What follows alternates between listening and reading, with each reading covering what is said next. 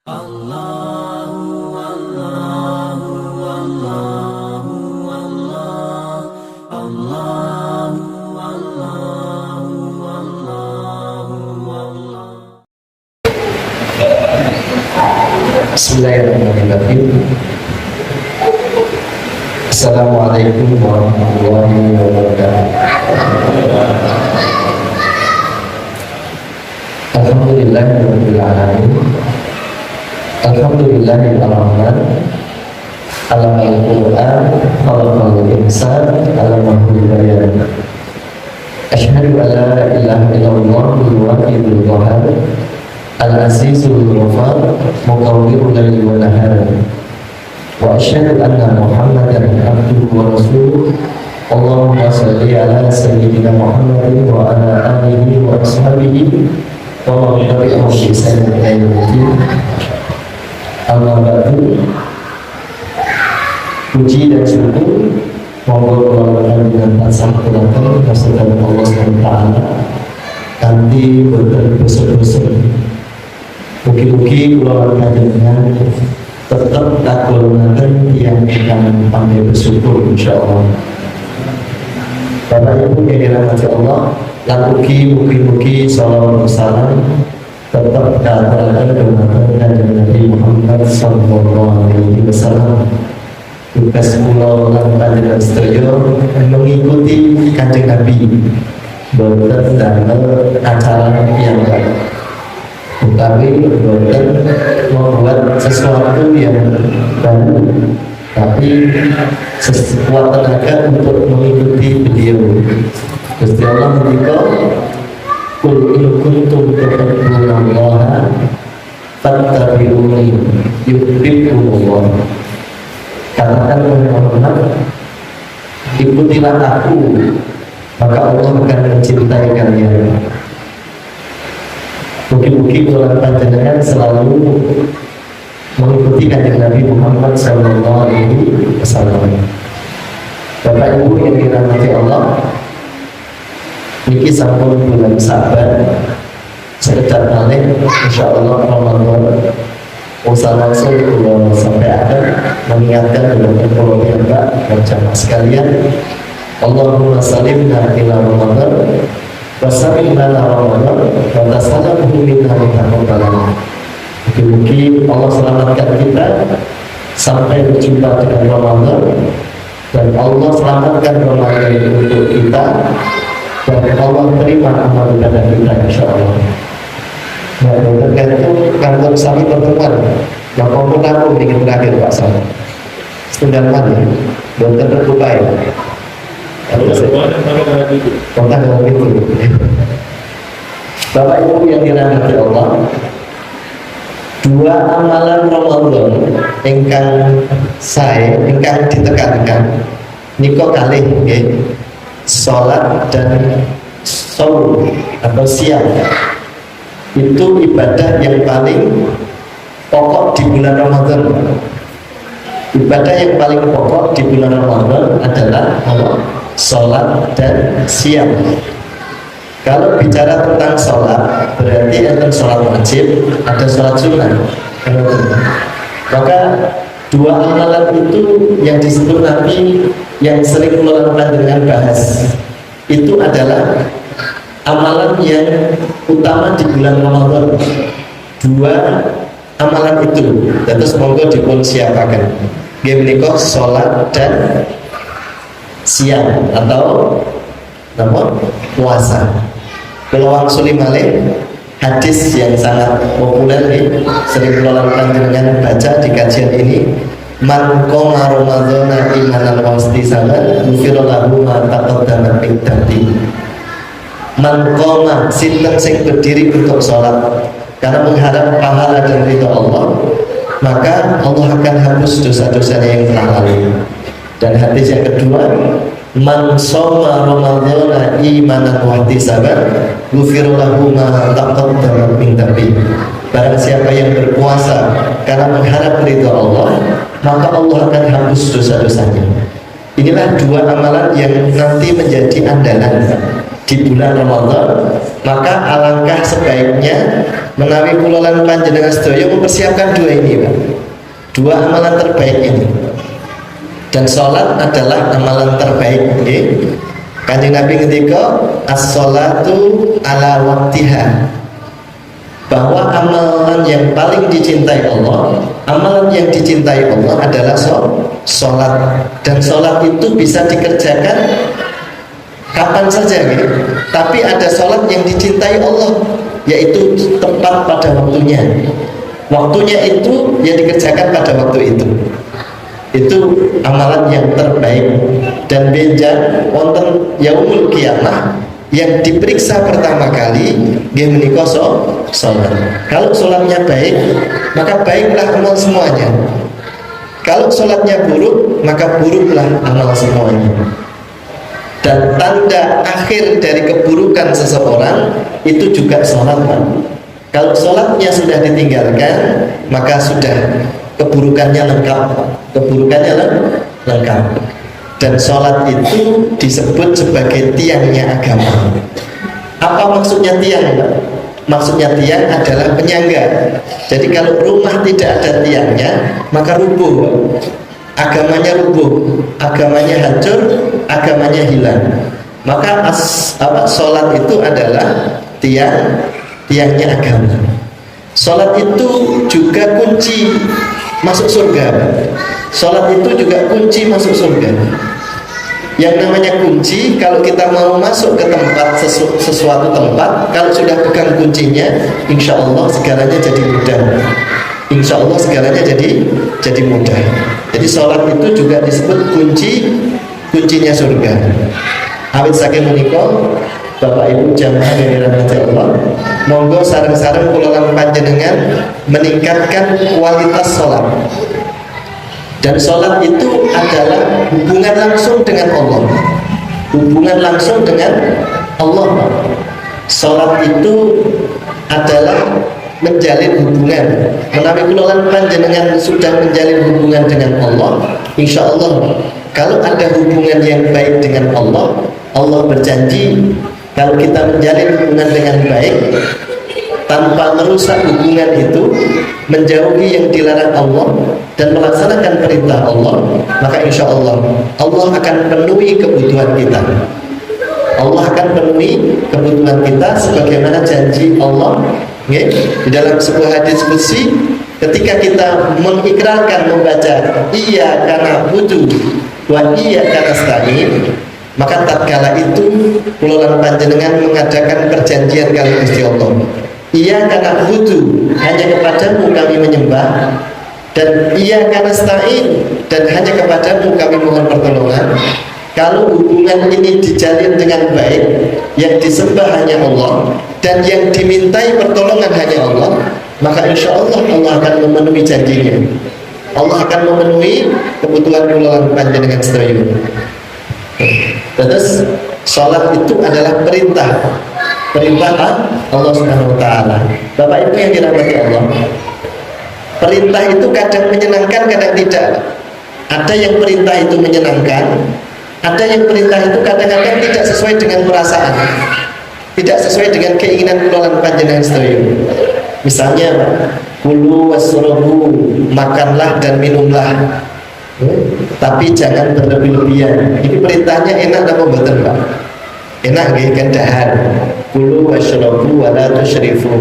Makmo minumlah ning ojo oke. Kan ini perintahnya enak, Pak.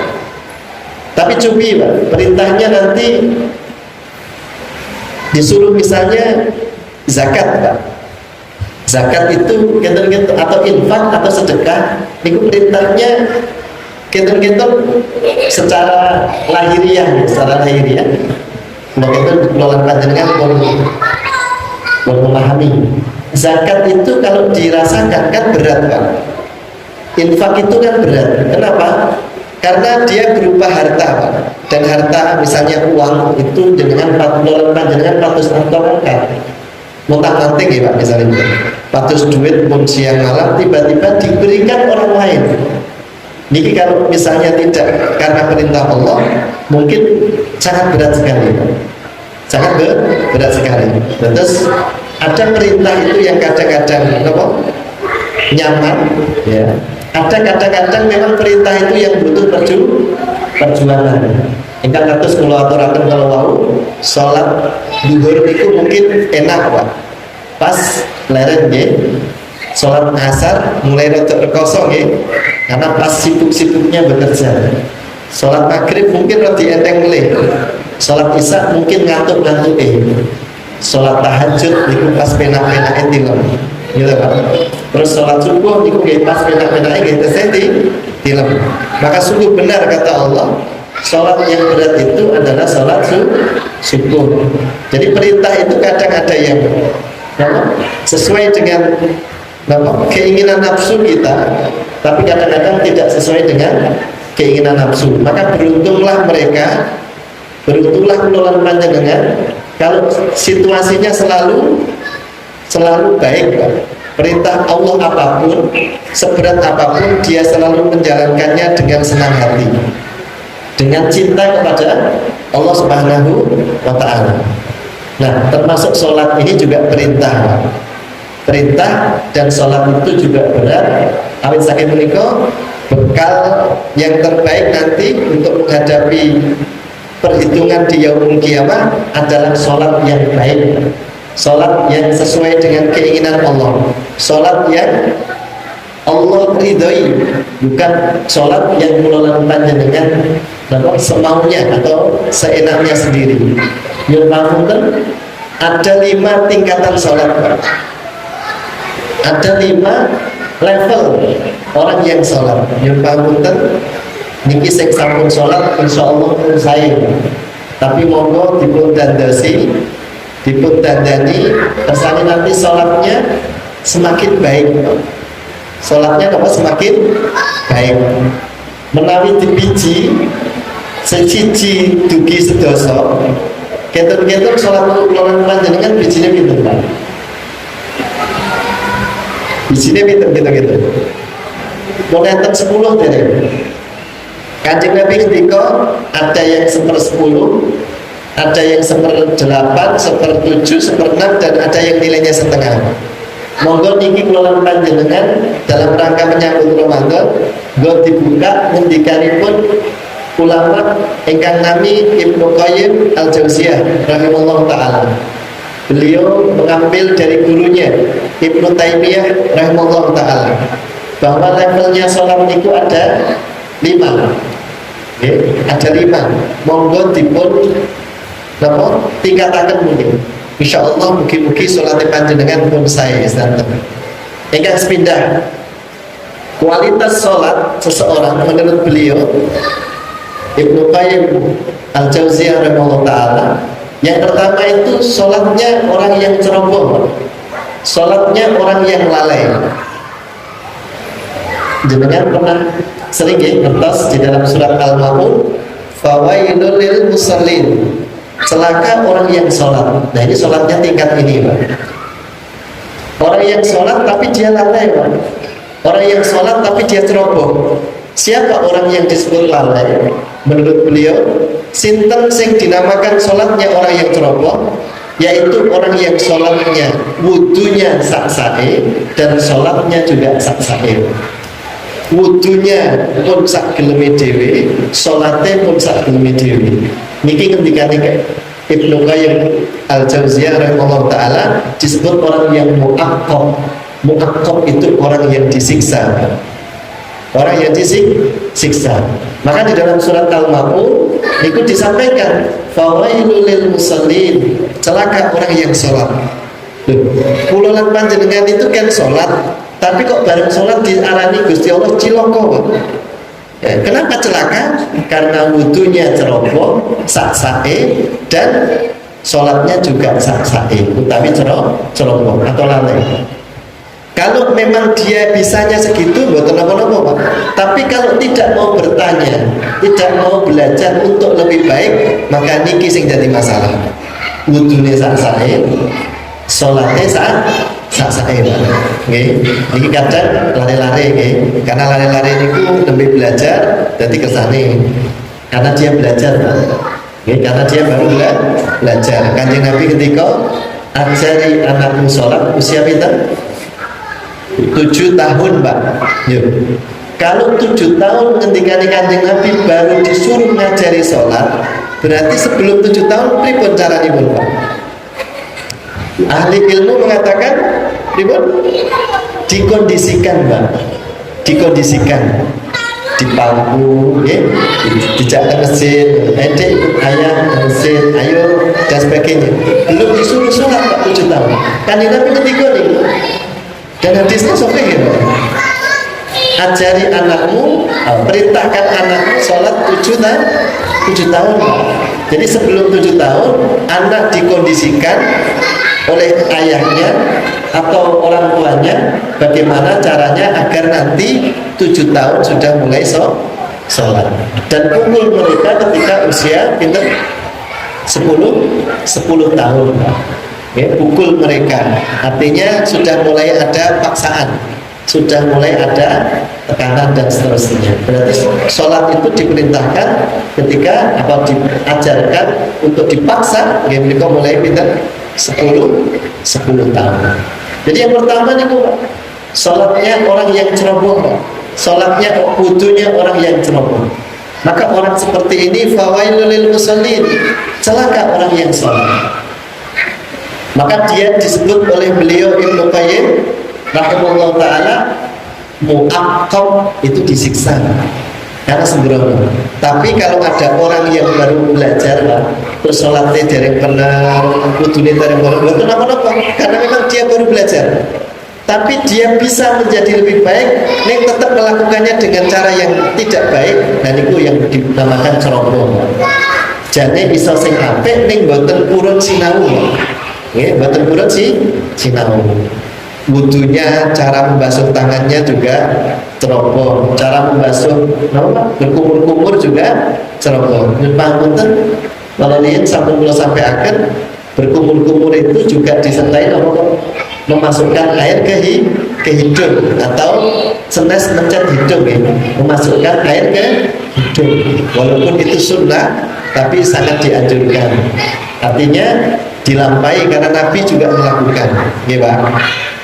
Ya, masukkan ke air ke hidung, disemburkan, gitu. Terus buatan mencet hidung. Yang kedua, yaitu sholatnya orang yang kalah.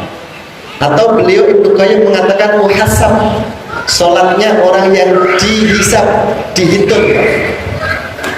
Level kedua itu orang yang sholat wudunya baik, wudunya sudah sempurna, tapi sholatnya mereka berpaling, sholatnya mikir sana, mikir sini, gitu.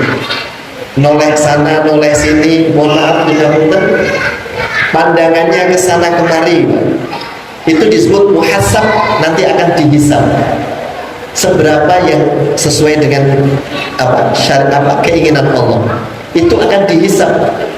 Orang yang seperti ini disebut muhasab, dihisab nanti. Wudunya baik, tapi sholatnya kurang fokus istilahnya, toleh sana, toleh sini dan seterusnya.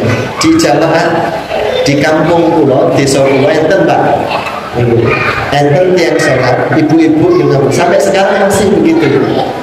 Jadi kalau misalnya saya datang terlambat, dia sholat sunnah, kemudian ada orang yang datang, niku orang yang datang kita ngerti, Pak, ketika sholat, okay? Jadi dia melihat ke pintu dengan posisi masih sholat. Nah, orang seperti ini diingatkan terus, ya, dan seterusnya. Tapi kalau dia sudah tahu tetap melakukan, maka dia termasuk muhasab, sholatnya tidak fokus. Jadi ketika sholat, itu pandangannya harus kemana? Ke tempat sujud, Pak, fokus. Mungkin enten kucing liwat ditangkap ke, ikut ke, berarti insya Allah bukan itu ya, Bu. Ibu-ibu nek sholat fokus, ya. Kecuali menawi enten putranya sing nangis, ya, roti rewel, ya. Menawi sholat, putranya rewel, kadang-kadang pengelolaan panjenengan kirang fokus. Awit saking menika nyumbang punten, kula namung memberikan masukan awal. Panjenengan nek menawi beto putra teng masjid, jenengan tanggung jawab, nggih.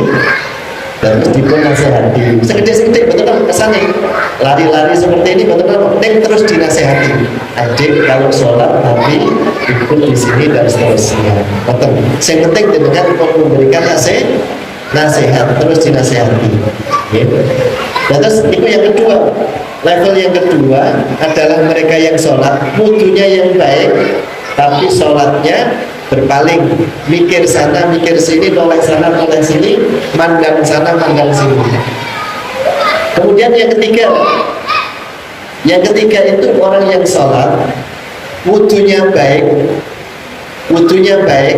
sholatnya juga fokus, tapi dia berjuang terus, Pak. Setiap kali mau fokus datang gangguan, dia berjuang terus, fokus lagi, kemudian dia mikir lagi yang lain, fokus lagi, begitu Pak. Maka orang seperti ini disebut mujahid, Pak. Berjuang untuk khusyuk, berjuang untuk terus fokus, Pak.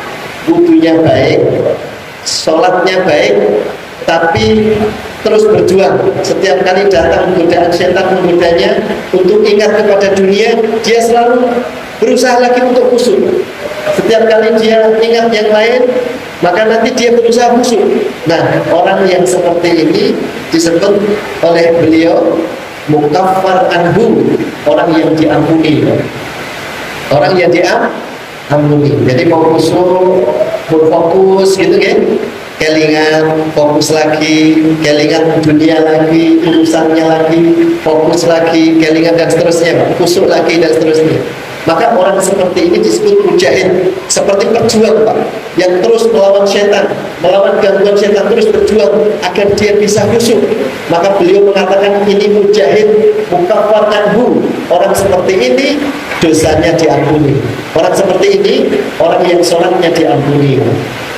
Ini level yang ketiga. Kemudian level yang keempat, Pak. Level keempat itu beliau menyebutnya musabbun. Level keempat itu orang yang sholatnya khusyuk, Pak. Siapa orang yang sholatnya khusyuk? Itu orang yang wudunya baik, sholatnya fokus, dan dia selalu ingat sama Allah. Dia memahami apa yang dia baca, dia selalu fokus, dan dia khusyuk hanya mengingat Allah Subhanahu wa Ta'ala. Maka orang seperti ini, kata beliau, orang yang musabbun, orang yang khusyuk, dan orang yang seperti ini orang yang disebut orang yang mendapatkan pahala. Jadi orang yang khusyuk, jadi wudunya baik, sholatnya baik, fokus, boten mikir ke sana kemari, dan dia khusyuk, sangat mengingat Allah dengan baik. Dia tahu bacaannya, ya. Saking khusyuknya dia memahami bacaannya, jika khusyuk dia, maka orang seperti ini disebut orang yang musabbun, orang yang mendapatkan pahala, yaitu orang yang khusyuk. Dan inilah yang disebut oleh Allah di dalam surat Al-Mu'minun, qad aflahal mu'minun, sungguh beruntung orang-orang yang beriman itu. Siapa mereka? Alladzina hum fi sholatihim khashi'un. Mereka orang yang sholatnya khusyuk. Jadi orang yang sholatnya khusyuk itu orang yang akan mendapatkan kebahagiaan. Orang yang sholatnya khusyuk dialah orang-orang yang akan sukses. Qad aflahal mu'minun, sungguh sukses orang yang beriman, yang sholatnya khusyuk. Dan khusyuk itu berat, khusyuk itu berat. Maka di dalam surat Al-Baqarah ayat 45 sering kami sampaikan, wasta'inu bis-sabri was-shalah, mintalah tolong kepadaku dengan sabar dan sholat. Wa innaha lakabiratun ila alal khashi'in, tapi sungguh, ya, sholat itu berat kecuali orang yang khusyuk. Insya Allah kalau dia khusyuk, sholat itu tidak berat. Nah, level yang kelima, Bapak Ibu yang dirahmati Allah SWT, itu level yang tertinggi. Dia tidak hanya khusyuk, tapi mampu menghadirkan Allah, mampu merasakan cinta kedekatan kepada Allah. sehingga dia merasa dekat dengan Allah dan muncullah rasa mahabbah, namun cinta kepada Allah. Kalau yang kelima khusyuk, ya. Tapi kalau yang level keempat tadi khusyuk, level yang kelima sudah mulai cinta. Dia menikmati kedekatannya dengan Allah, wudunya baik, sholatnya khusyuk, dan dia merasa dekat dengan Allah dan menimbulkan rasa cinta. Nah, orang yang di level ini mereka tidak mau pisah untuk berhubungan dengan Allah. Mereka tidak mau melewatkan sholatnya begitu saja. Maka orang level seperti ini mereka pengen berlama-lama dengan Allah, dengan zat yang dia sembah, dengan zat yang dia cintai. Maka tidak heran menawi kulolan panjenengan tingali Kanjeng Nabi sholatnya lama sekali. Sholatnya 11 rakaat sampai subuh. Kenapa? Karena beliau sudah mencapai level ini, level cinta. Yang namanya cinta niku waktu sudah tidak berguna, waktu sudah boten kangge, karena saking cintanya dia bertemu dengan Sang Maha Khalik. Level kelima ini, ketemu dengan Allah, muncul rasa cinta dekat, sehingga ingin berlama-lama dengan yang dicintai, dan yang dicintai pun ingin juga, subhanallah, ingin bersama dengan kita, bersama dengan kita. Maka tidak heran sekali lagi kalau sholatnya orang yang seperti ini sungguh sangat luar biasa, sungguh sangat luar biasa. Kalau 11 rakaat sampai subuh itu kan luar biasa, ini luar biasa. Jadi Bapak Ibu yang dirahmati Allah, itulah tingkatan sholat menurut beliau Ibnu Qayyim al-Jauziyah, mengutip dari kitab dari gurunya Ibnu Taimiyah radhiyallahu taala. Jadi itulah level sholat. Kira-kira kalau panjenengan sakit kita menilai kira-kira sampai mana sholat kita. Yang penting ampun level yang paling bawah. Kenapa bawah? Sholatnya ceroboh, sak-sae. Maka kita lihat ada orang yang sholatnya sak-sae. Besok di akhir zaman ada orang yang sholatnya seperti burung mematuk. Nah, orang sholat seperti ini, wallahu a'lam, ya, mereka sak-sae, ceroboh pun sak geleme dhewe, sekeinginan nafsunya. Karena sholat itu diatur, sholat itu diatur, ya, tidak sembarangan. Yang namanya ibadah itu diatur, ada tuntunannya, ada syariatnya. Mulai dari wudunya bagaimana, kemudian mulai dari hukumnya bagaimana, dan seterusnya. Awit saking menika monggo Bapak Ibu yang dirahmati Allah, bukan berarti menyalahkan sing sampun sholat, ya. Bukan berarti istilahnya menilai yang sudah sholat. Insya Allah jenengan pun sholat saya. Namun monggo sarang-sarang kula panjenengan tingkatkan sholatnya agar lebih baik, karena ini bulan memupuk. Bulan Sya'ban itu kan kata beliau memupuk, ya. Kata seorang ulama, ya, Abu Bakar Al-Bakhi, ya, itu beliau mengatakan bahwa Sya'ban itu memupuk, meningkatkan. Namanya memupuk itu berarti kan menyuburkan, menjadikan lebih baik. Ini sholat. Terus monggo sholatnya mulai dari wudunya, menggosok tangannya, khusyuk menikmati, ya. Kalau begini pernah sampun kula cerita di Jakarta, saya pernah menjumpai seorang tua, orang tua yang wudunya masya Allah menikmati, Pak. Dan biasanya di tempat wudu ada tempat duduknya, ya Pak. Di kota atau di masjid tertentu ada tempat duduknya, ya Pak. Untuk orang tua yang biasanya boten saged lama berdiri, ya Pak. Lama berdiri, maka simbah-simbah niki menawi jenengan sholat kesane nikmat, Mbak, jenengan ampun isen beto kursi, ya, duduk lebih khusyuk, ya. Lalu kadang melihat bapak kula umure pun 7 tahun, niku nek sholat di pangunten sikile bapak itu greger, Pak. Kok ngerti kok sukune greger, Pak. Aku nek ngadeg suwe orang tua, ngoten, Pak. ngangge kursi mawon, ngangge kursi saya, insya Allah juga benar dan dibolehkan secara syariat. Bapak bilang di kota tirose tesih pekewo Pak. Boleh diarani wis wong tuwa banget. Pengen boten apa? Pekan diarani apa Pak? Berlemah kan betul Pak. Pengennya jadi kuat Bapak. Nah, mungkin yang seperti ini Allah nilai pahalanya lebih tinggi. Terus tempat wudhu itu dikasih tempat duduk Pak, kesannya wudhunya bisa baik. Yang ampun suwe-suwe loh ya, dia saking menikmati ngantek umat sholat rampung terus saya wudhu mawon. Maksudnya ya wudhunya baik. Terus saya lari-lari TPA, itu ada wudhu pun paham ya. Dia hanya melaksanakan Pak, tapi belum paham kenapa saya harus berkumur, kenapa saya harus memasukkan air ke hidung, kenapa saya membasuh muka, harus mengusap kepala dan seterusnya. Mereka belum paham, tapi melalui melakukan dengan insya Allah sambung paham. Ya, membasuh tempat atau bagian-bagian tubuh yang perlu dibasuh. Terus itu menawi kula lan panjenengan ingin memperbaiki sholatnya, maka awali dengan wudhu yang baik, wudhunya yang baik. Oke, kesane paksa ingkang melanjutkan. Ya, insya Allah panjenengan sedaya sampun paham, ya Pak. Mulai dari mengapunten Pak, membasuh contoh kecilnya saja Pak. Dia perlu sungguh.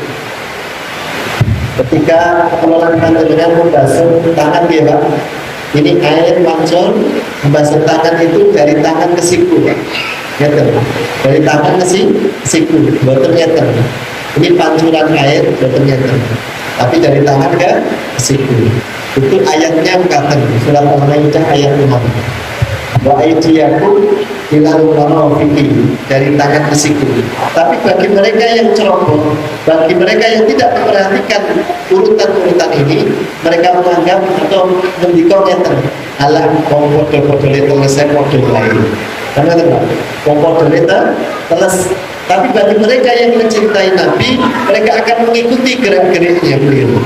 Salah satunya itu ketika wudhu atau ketika membasuh yang lain, termasuk membasuh kaki. Membasuh kaki kadang-kadang nanti bolak-balik katus goreng tempe, ngangge cecok erok-erok dengan begini, namun dibolak-balik dan terus iki air, namun dibasuh nanti. Jadi sunnahnya apa? Digosok Pak. Sela-sela jarinya digosok. Pakai jari kelingking yang sakit, ya. Pakai jari-jari kelingking dinikmati dengan baik. Ya. Insya Allah menawi wudhunya sempurna, insya Allah sholatnya menjadi sempurna. Karena sempurnanya sholat itu berkat wudhu, berkat wudhu. Salah satu syarat sholat diterima juga dengan jaga kesucian misalnya air kencing Pak, air kencing ya.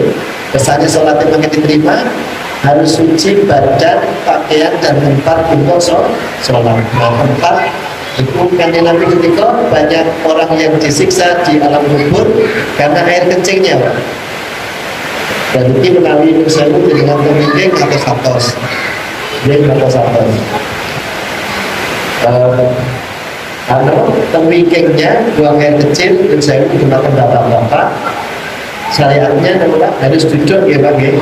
Harus duduk agar airnya bertenyiprat terpundi-pundi, bertenyiprat tersalur dan seterusnya. Dan ini salah satu menjaga kesehatan yang berhubungan dengan saluran saluran kencing ya Pak, termasuk duduk itu limpahnya banyak sekali. Mungkin yang pipisnya najis, celananya atau yang lain kena najis, mungkin wudhunya ya boten sah, boten sah, karena ada najis di tubuh pengelolaan atau di pakaian. Terus itu yang pertama tentang sholat Pak. Membuat melakukan dengan Ramadan, sarang-sarang memperbaiki sholat, kesannya sholatnya saya, sholat yang terbaik, sholat yang diinginkan oleh Allah Subhanahu wa Ta'ala, bukan yang melakukan dengan kesakit atau yang diinginkan oleh manusia. Karena sholat itu hubungan, sholat itu adalah komunikasi kali Gusti Allah. Siapa yang memperbaiki hubungannya dengan Allah, maka Allah akan memperbaiki hubungan dengan dia.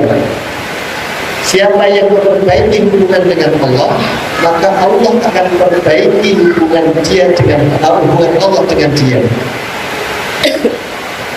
Menawi hubungan kula lan panjenengan kali Gusti Allah menurut saya, insya Allah Gusti Allah akan memenuhi seluruh memenuhi apa yang kita inginkan, dengan syarat Allah ridho kepada yang kita inginkan tadi.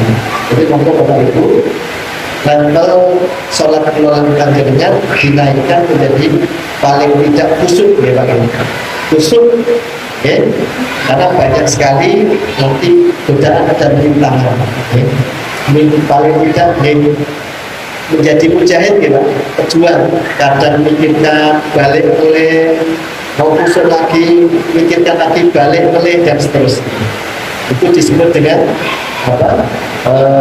Kafar anhu, orang yang diampuni, berjuang terus.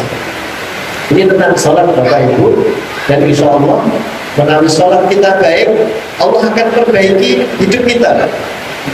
Jadi melalui hidup kita masih belum bahagia, mbok menawi mboten kok kurang duit, mboten kok menawi mbok kurang griyane sing ageng, kirang jabatane sing dhuwur, tapi mbok menawa kirang khusyuk salat itu.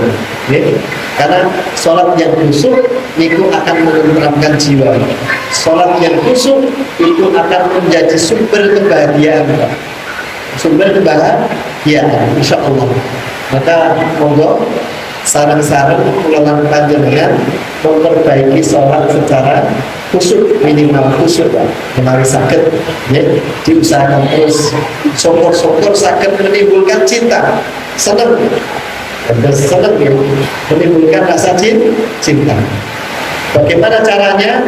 Yusewu ampun ninggalke salah satunya sholat malam, sholat tahajud.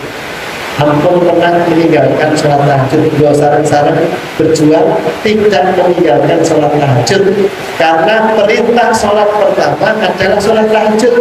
Dulu sebelum turun sholat 5 waktu, sholat tahajud itu wajib. Setelah perintah sholat 5 waktu, maka sholat tahajud menjadi sunnah muakkad, sunnah yang sangat dianjurkan. Untuk surat Al-Muzammil ayat 1 sampai 6, sholat di malam hari itu meneguhkan jiwa ya, dan bacaan di malamnya akan lebih terkesan. Insya Allah untuk bisa melatih khusyuk, salah satunya membuat belajar sholat tahajud. Maka di dalam Ramadan ada sunnah yang sangat dianjurkan, yaitu sholat tarawih atau sholat tahajud di bulan Ramadan yang disebut dengan tarawih. Itu tentang sholat. Monggo melakukan dengan saya dan saya mungkin sakit merasakan level cinta itu melebur ya, menikmatinya tanpa punya tujuan yang lain. Kanjeng Nabi ketika jadikan sholatmu itu adalah waktu terakhir di dunia. Setelah sholat tidak ada acara yang lain kecuali satu, yaitu mati. Ketika Kanjeng Nabi jadikan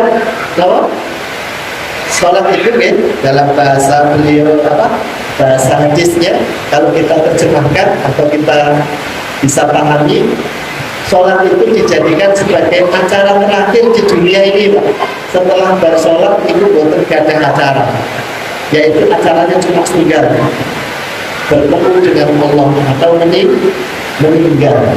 Ya Allah, ini sholat terakhir, sehingga sholatnya akan khusyuk nanti, Pak. Itu salah satu cara untuk mencapai sholat khusyuk. Nah, sholat dengan melakukan dengan gadah acara, geleng-geleng acara, begitu dari desa aku harus rapat RT. Nah, mungkin sholatnya betul khusyuk. sholatnya kita soalnya jengkaran itu ya. Terus itu tentang sholat Bapak Ibu, monggo dipun benahi sekedip demi sekedip kados griya yang niku nek damel griya biasanya direnovasi nggih Pak. Nggih. Oh iki sebenarnya kurang HP, dan itu tidak ada. Oh ini keramiknya kok kurang saya diganti ya. Maka terus ada kampung dan pulau ini jangan pulau alit SD Andre Bodo itu dandang-dandang beliau ini kita sehat kesehatan saya Andre Bodo dandang rumah pergolanya hasilnya itu tamu gitu loh tapi artone entene pas bodoh gitu rumah ngajin pulau pas itu mesti Pak pulau kan kita kali saat itu anjir kosong itu pasti bangun Pak. Tiangnya dia buat sholat, dia buat kosong Pak. Kalau sembilan, kamu itu mungkin bersama orang tua. Saat niki misalnya tiangnya pulang ke masjid, neng pun buat sadar, alias misalnya perpikul. Jadi sholatnya buat saya. Laporan sebenarnya pikul itu di sholat. Kan betul Pak, nek sakit, keseh sehat, keseh kuat, tapi turun sholat sehingga sholatnya saya. Kalau ingin lebih panggil Jumat, kalau ingin sekitar 2 minggu yang lalu, kalau kaget, kalau datang jamu, alhamdulillah Pak Niko kok sholat datang, tapi pun ngomong dewi gitu, kados saya yang stres gitu. Ini turun terus masjid alhamdulillah. Terus kampung atas tunggu setelah itu hitung ya, hitung lebih turun lembah Allah Subhanahu wa Ta'ala, lebih turun soal kalian Gusti Allah. Terus ini soal bisa jadi depan.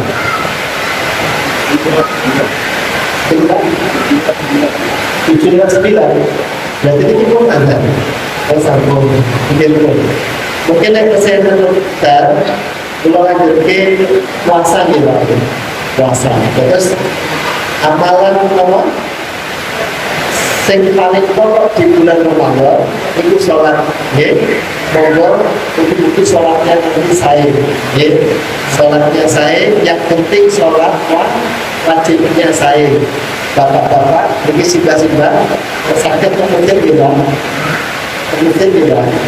insya Allah saya itu mungkin bukan nikmatnya di masjid dengan buatan pulang sholat negeri saya itu nek sholat negeri rasa-rasanya kayak buatan nek yang jalan itu kayak buatan mahal rasanya buatan mahal dan yang komputer yang paling abad di sholat subuh dengan yang sakit sholat subuh di masjid ianya tambah enteng tambah enteng ini saya menjawab sebesar itu insya Allah dan derek sekedip kadang-kadang kayak Ramadan itu sakit sholat subuh tapi niatnya buat sholat subuh siap niatnya kadang-kadang sahur dan dengan pepet ya subuhan sisan betul tapi mungkin betul banget ya. Karena Ramadan itu berkah maka sholat subuh jadi ringan ringan nah mungkin sudah mulai sholat mulai dengan sholat sing khusyuk dan mendapatkan pahala terbaik di sisi Allah Subhanahu wa Ta'ala yang kabulkan mungkin Allah berkahi Allah ngapura supaya memberikan bantu supaya betul saya mungkin Allah selalu memberikan petunjuk jalan yang terbaik insya Allah. Semoga ditutup dari doa kafaratul majlis. Subhanallahumma wa bihamdika asyhadu an la ilaha illa anta astaghfiruka wa atubu ilaik. Wa akhiru da'wana alhamdulillahi rabbil alamin. Assalamualaikum warahmatullahi wabarakatuh.